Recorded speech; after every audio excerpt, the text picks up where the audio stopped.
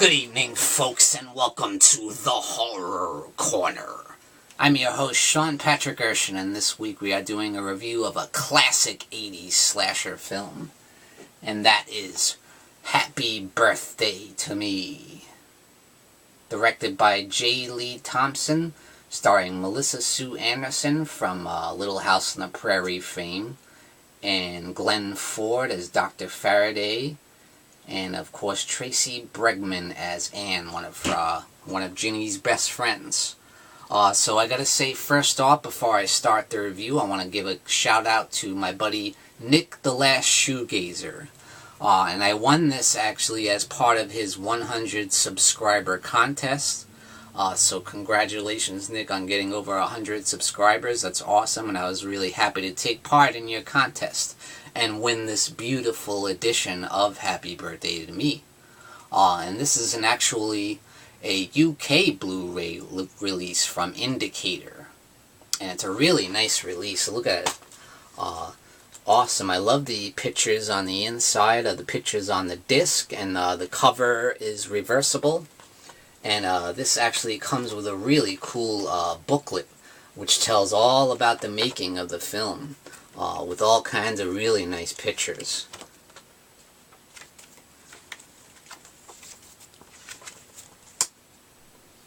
And I was really interested in reading about the making of it because I never realized that this was filmed back-to-back along with My Bloody Valentine, the same Canadian production company.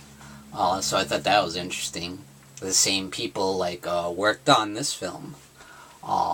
And I gotta say, I've never actually saw this film until I got the Blu-ray, you know. And I've heard a lot of people talk about it. And a lot of people on YouTube rave about it and have done really positive reviews on YouTube. So here's my review of Happy Birthday to Me, starring Melissa Sue Anderson.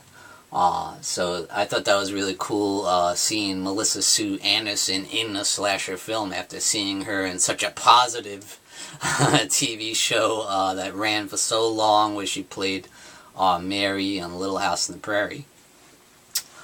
So Happy Birthday to Me starts at Crawford Academy, where Ginny, we meet, who's played by Melissa Sue Anderson, or Virginia. She attends Crawford Academy, a high school that's a really high-end, kind of prep school for college. And she's part of the clique called the Top 10 of the Crawford Academy, which is like the 10 most elite students, on the 10 of the most popular kids in school. And what's happened is people are getting killed around her. Someone's going after the top 10 members of that clique, the top 10 of Crawford Academy. And someone's murdering them and picking them off one by one. And all you see is this black glove, you know, that classic black glove killer, you know, that we've seen in some films from Dario Argento and things like that. Some of those old Giallo films, you only see the hand, you know. And we see one of the members of the clique get killed early on by, first she gets strangled, and then she gets sliced in her throat.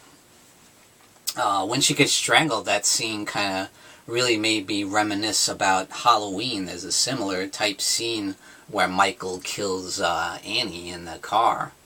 And that kind of reminded me of that.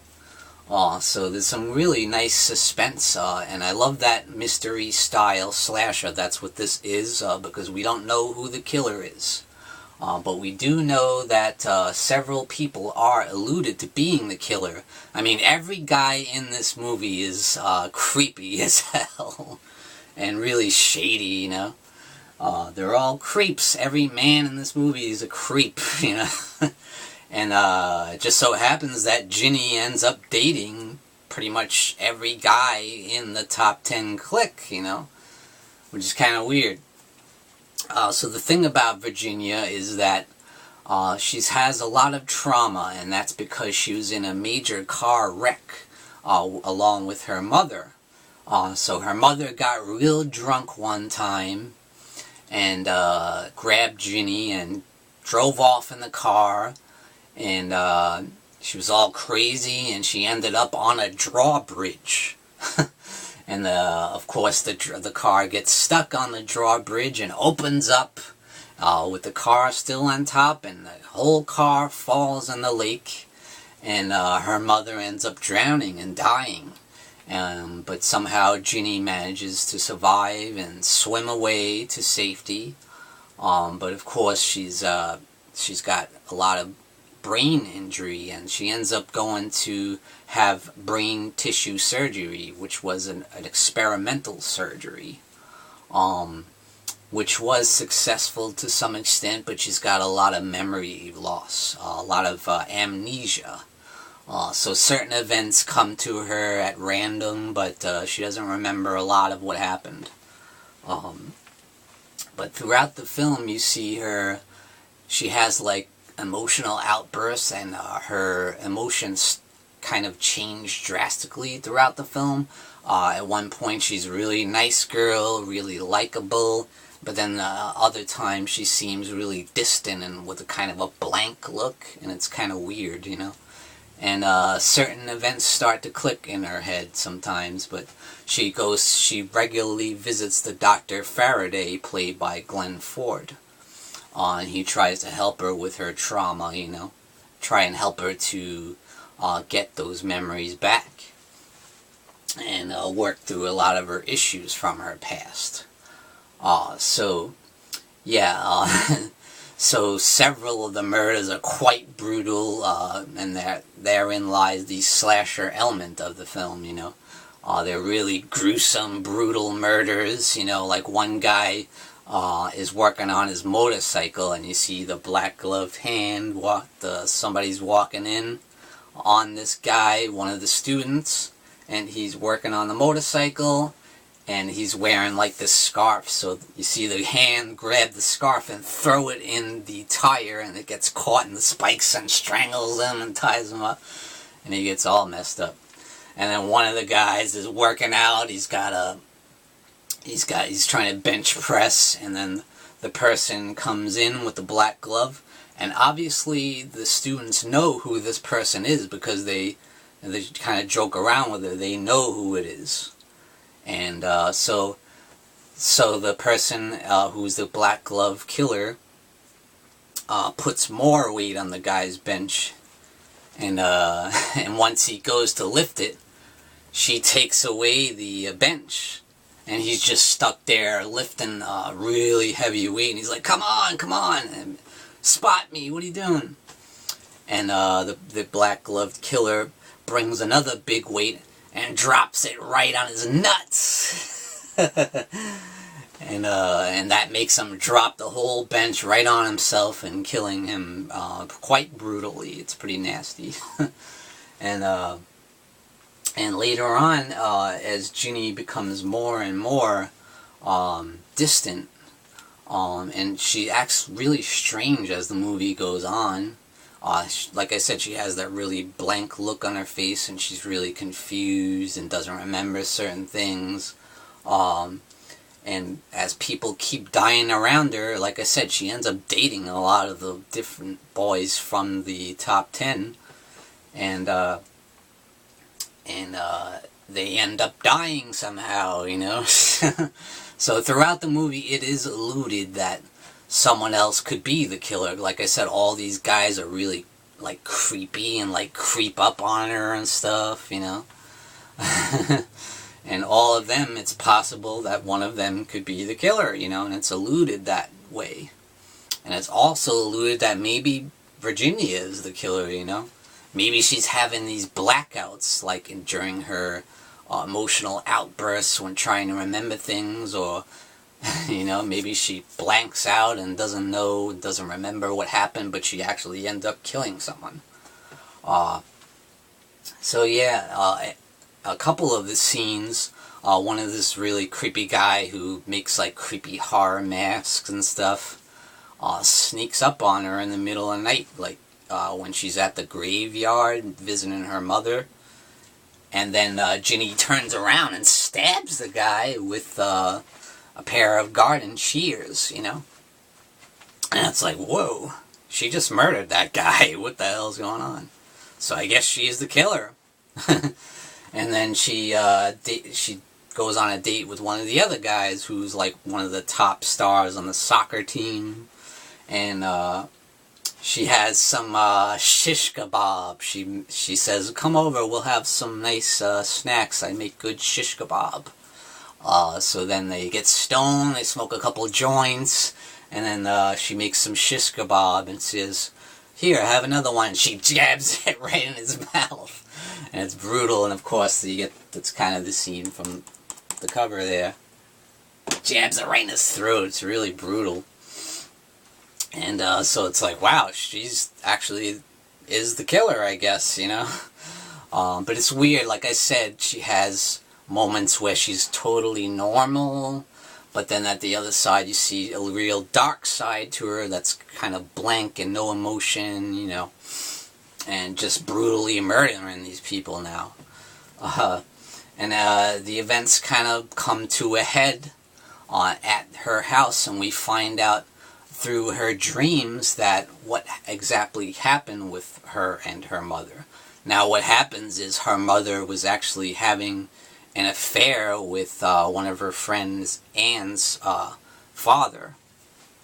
And what happened was one night, it was Ginny's birthday, and her mother, Ginny's mother, was really pissed off because her father called and said he can't make it to her birthday party, and she gets really pissed off about that.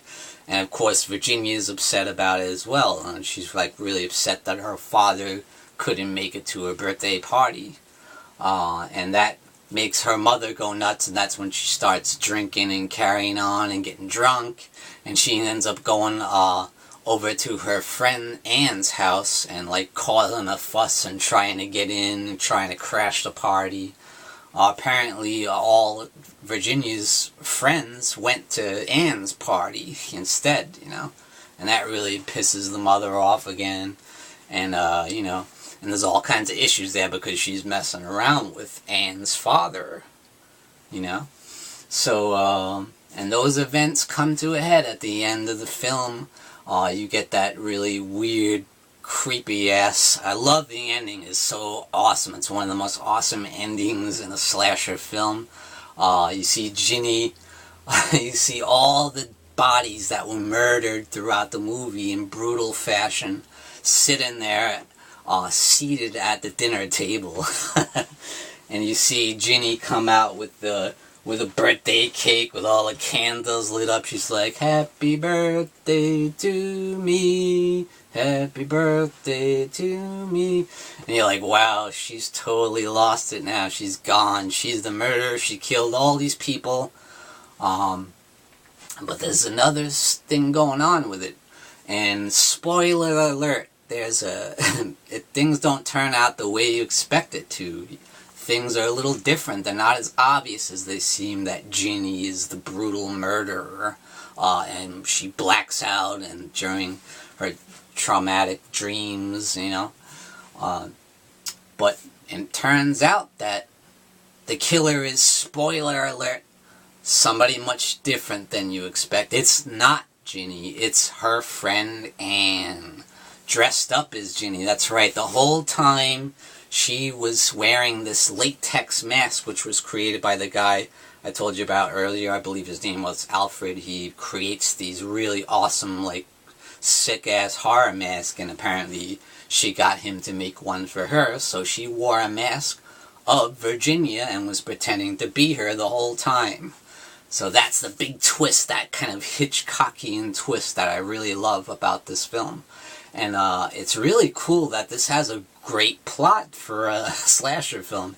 This has one of the best plots I've ever seen in a slasher film. So that's why I think a lot of people rave about Happy Birthday to Me. Because it's not just, oh, you know, like a lot of these slasher films, there was just some guy gets bullied and someone plays a prank on him and then he comes back for revenge. No, this is a lot deeper and more emotional and more interesting.